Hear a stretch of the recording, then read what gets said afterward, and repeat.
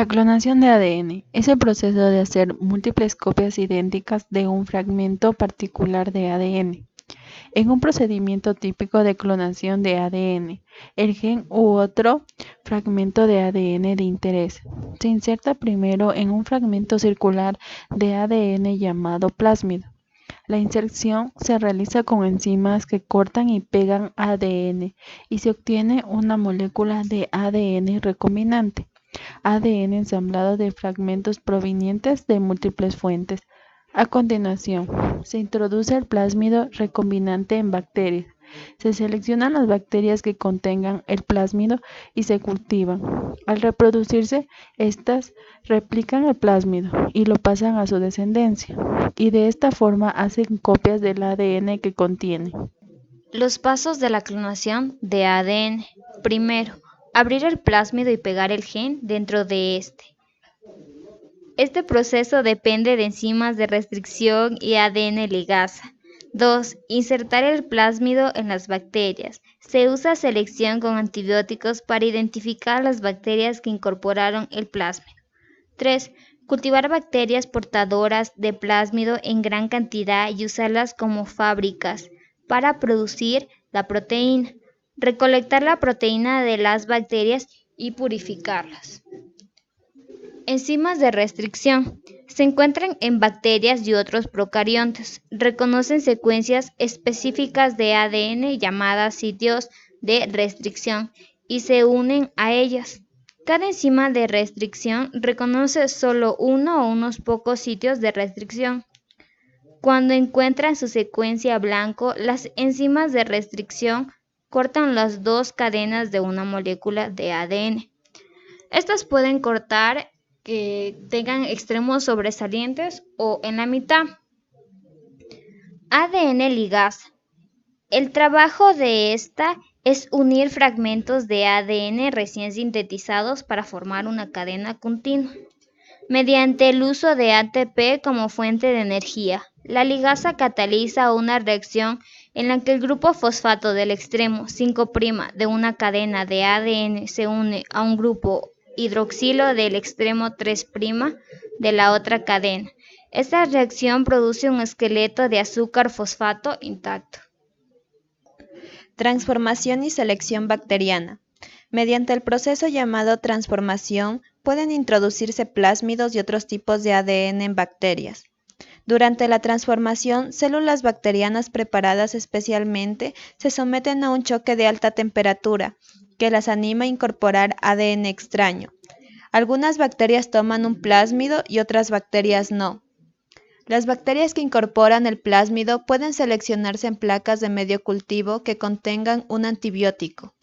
Las bacterias sin plásmido morirán, mientras que las que contienen el plásmido pueden vivir y reproducirse. Estas darán lugar a un pequeño grupo o colonia de bacterias idénticas que contienen el mismo plásmido.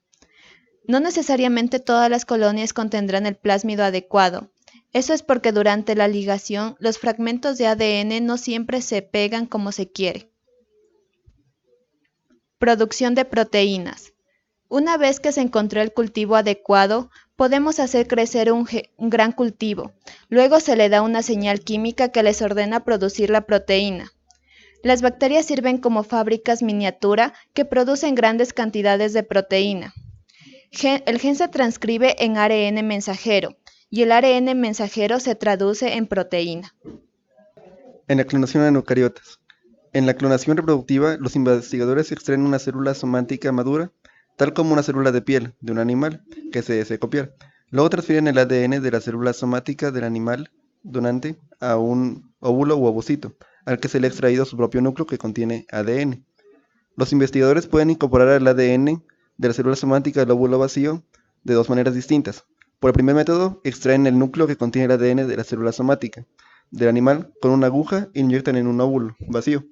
En el segundo método, se da uso de corriente eléctrica para unir la célula somática y el óvulo vacío.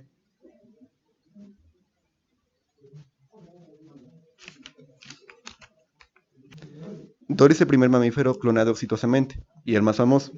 La clonación animal a partir de una célula adulta es mucho más complicada que una célula embrionaria, por lo que después de 277 intentos se desarrollaron 29 embriones tempranos, que se implementaron a 13 madres de alquiler, pero solamente un embrión llegó a darse. Dolly vivió una vida llena de lujos y mimos en el Instituto Rothschild. Se parió y produjo crías normales, de forma natural. De esta forma se demostró que los clones pueden reproducirse. Se le debió practicar eutanasia a la edad de 6 años y medio, y aunque las ovejas tienen una vida media de 11 a 12 años, Dolly sufría de artritis de una pata trasera y de adenosis pulmonar. Para fabricar a Dolly, los investigadores usaron una célula de ubre de una oveja blanca de raza Finn Dorset, de 6 años de edad. Tuvieron que encontrar un modo de reprogramar las células de ubre para mantenerlas vivas sin que crecieran. Lo consiguieron alterando su medio de crecimiento, la sopa en la que las células se mantenían vivas.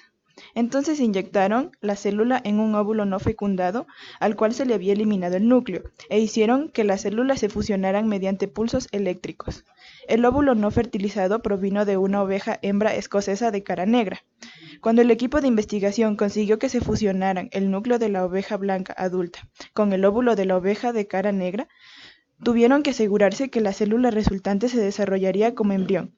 Realizaron un cultivo de esta célula durante 6 o 7 semanas para ver si se dividía y desarrollaba con normalidad, antes de implantarla a una madre de alquiler, otra oveja hembra escocesa de cara negra. Dolly salió con la cara blanca.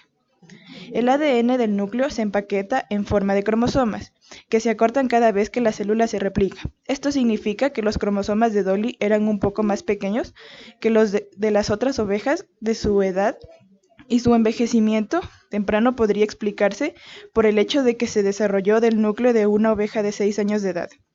Dolly tampoco era del todo idéntica a su madre genética, porque las mitocondrias, que son las plantas de producción de energía que se mantenían fuera del núcleo, las heredó de la madre donadora de óvulos.